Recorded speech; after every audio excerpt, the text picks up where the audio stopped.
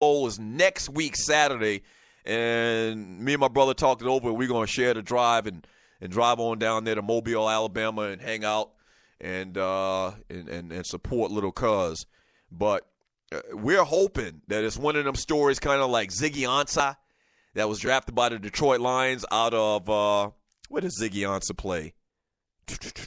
Oh, no, I'm thinking of Khalil Mack. Khalil Mack played at Buffalo, but then he just did all these wonderful things at the Combine and at the Senior Bowl that he elevated himself to the first round, top pick in the first round.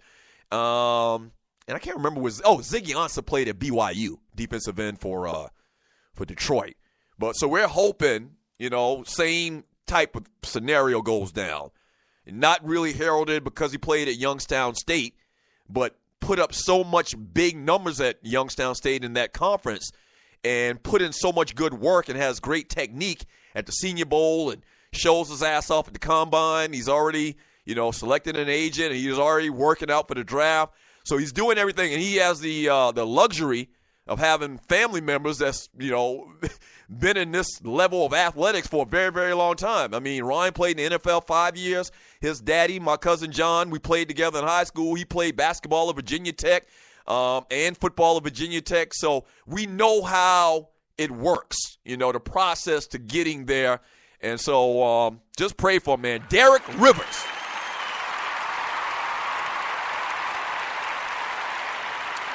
Pray for him.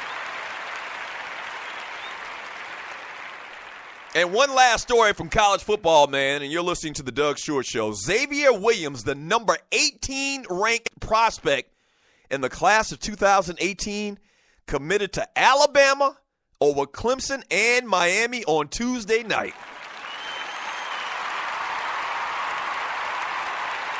Yeah.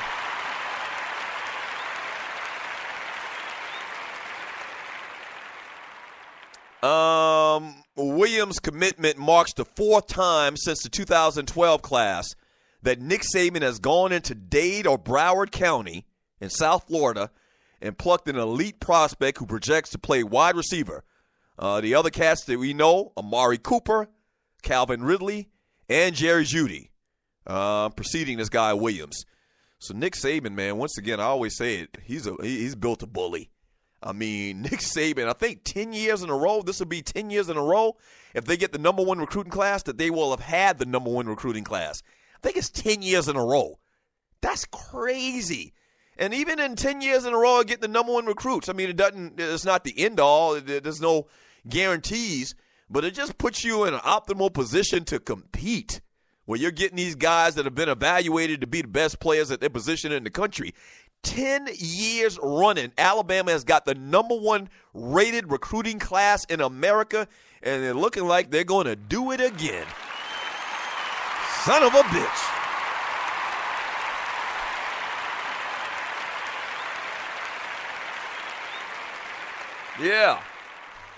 Yeah. So Nick Saban doing the damn thing. Let me read a couple of messages in the chat room on Spreaker.com from Sidney Jackson. He says, remember Dontario Poe? He had a great combine and vaulted himself into the first round. That's right. Dontario Poe, the defensive tackle nose guard for Kansas City. I think he played at Kentucky? Yeah. So, I mean, we've seen many instances of guys, having all of the tangibles.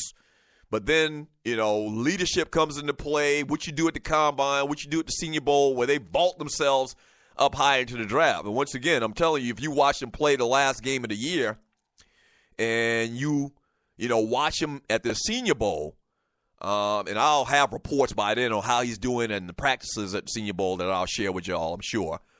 But if he comes in there, man, and shows some leadership and bangs with them D1 players at Alabama and, Arkansas and Auburn and Florida State and Southern Cal and Michigan, if he bangs with them players during that week of practice, he's going to be a very intriguing prospect. Ripped like a Greek god, like 2% body fat. Supposedly going to bench press 225, 30-plus times. So he's doing everything he can, man. I'm soliciting your prayers for Derek Rivers.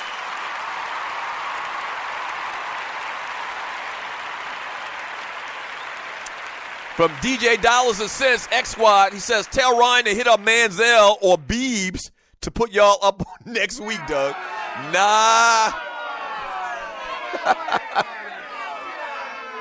Nah. The consultation that he gets from the Stewart brothers is to stay away from assholes. Especially before the draft.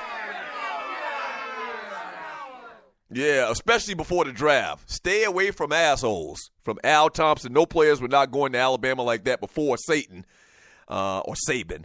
From Thorny Switch, C-Doug just skipped over UGA. How did I skip over? Oh, I didn't mean to skip over UGA. Come on, Thorny.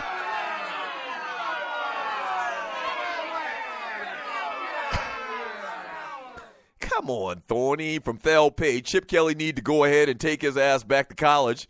Leave the NFL to the professionals. From Big Apple Bastard. Good morning, Big Apple Bastard.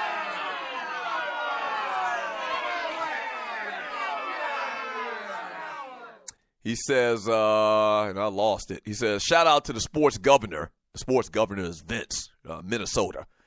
He says his groundhogs, and not groundhogs, sir, they're gophers.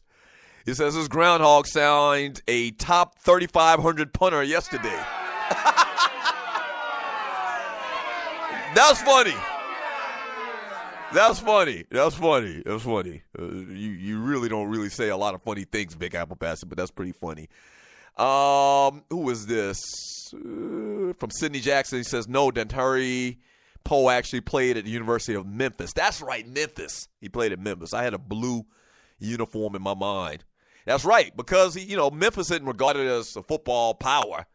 And it was a big story that he played at Memphis, kind of unheralded, and shot up to that spot in the draft that year. From Nostradamus Big L, I knew colonizers media would make Watson a late round to second rounder. May get a chance to be on a good team, but for less money. If he was a colonizer, he would be the number one player taken. Oh, easily. It's not even a question. From 334 Bama Boy, 2008 was Saban's best recruiting class, maybe the best class in football history. Wow. That's why when they say this year was Saban's best defense, I promise you can go back and look at every Nick Saban defense for the last 10 years and say this is the best defense ever. Like, they just replace good players with just as good players or better players every year. There's nothing new. This year was not anything new. I think they had some statistical information to say and prove or show why this year's, Alabama defense was the best defense ever. Whatever.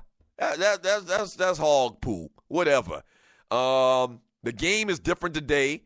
There's much less emphasis on running, more emphasis on throwing the football. So, the times change.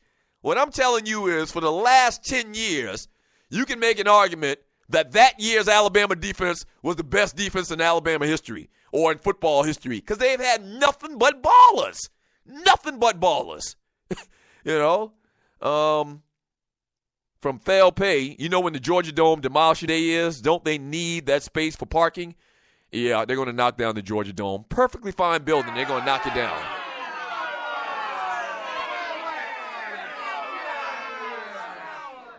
From D. Bell, still can't believe Doug is talking about John Rivers of Virginia Tech fame. Yes, sir. Much luck to his son.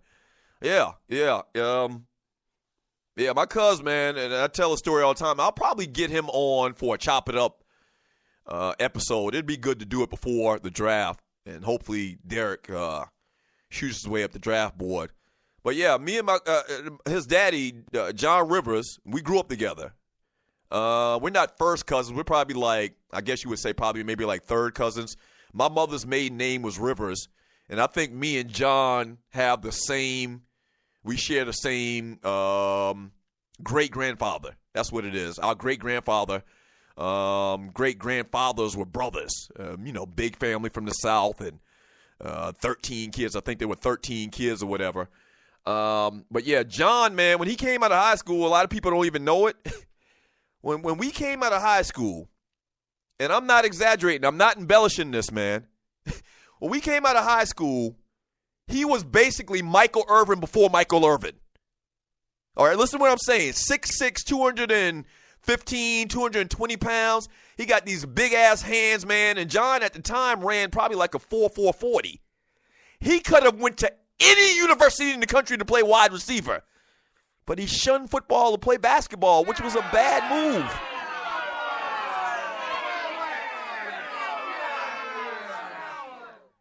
He could have played wide receiver at any university in America. He had offers from everybody to play wide receiver in college. And basketball was his first love. Now, he was damn good at basketball, played at Virginia Tech. I think he actually started his freshman year and was kind of, I think maybe when he retired or when he graduated or was done playing basketball at Virginia Tech, he was like the all-time rebound leader or something like that. And he played with Bimbo Coles. Very good basketball career, man, but just a way, way better football player. But he didn't realize it at the time, man, and probably got some bad advice, man. So basically what's going on right now is you know, is basically his son taking over from where he left off, man, and taking it to the next level. Yeah. And the kid is an absolute beast. Great kid as well. Never been in any trouble. Leader. He's got all of the great qualities. I know I'm just going on and on about somebody y'all really have no idea about, but it'll be great. It'd be fun if 10 years from now, if he was a perennial Pro Bowler and I was giving y'all all this behind-the-scenes story about Derek Rivers. Pray for him. Yeah.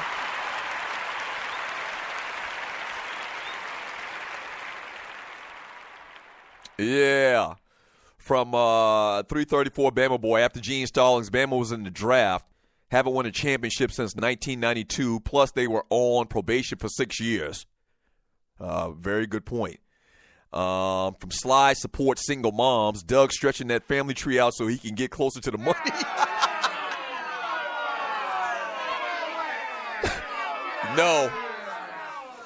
No, I'm not doing that. Trust me. I would never ask little Cuzzo for some money. We don't get down like that. Once again, we're very ethical, classy people in this family. John, by the way, I just thought about it. I told the story many times. I just told a story last week about me winning the Most Valuable Player award. Allegedly, the award was supposed to go, our senior year of high school, the award was supposed to go to my cousin John. Allegedly. Allegedly. I mean, that's what the streets are saying. I don't know how true it is, but allegedly his name was ripped off because of a confrontation that he had with the head coach. We graduated the same year. We grew up together. We played Little League football together and, you know, against each other, with each other. Small fry, peewee, bantam, JV, varsity. And he was a baller. Once again, every school in America wanted this guy to play wide receiver. And word is that he was supposed to be the MVP. Got into an argument with the head coach before the banquet. The head coach pulled off his name, put on a piece of tape, and with a Sharpie wrote my name. Allegedly, that's what happened.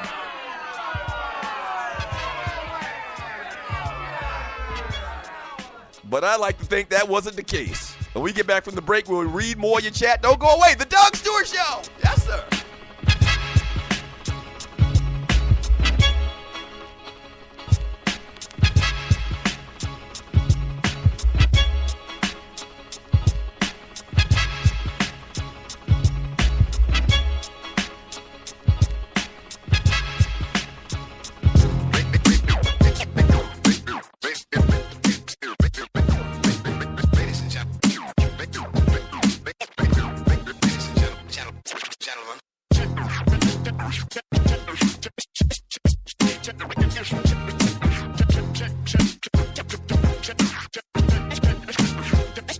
Check it out. From 10,000 lakes to the streets of the West Coast, from my birthplace to a single parent home, I roam from residence to residence in search for evidence, but found none but a fatherless son, trying to adapt to the crash that only just begun. Life is bittersweet, but I was left undone.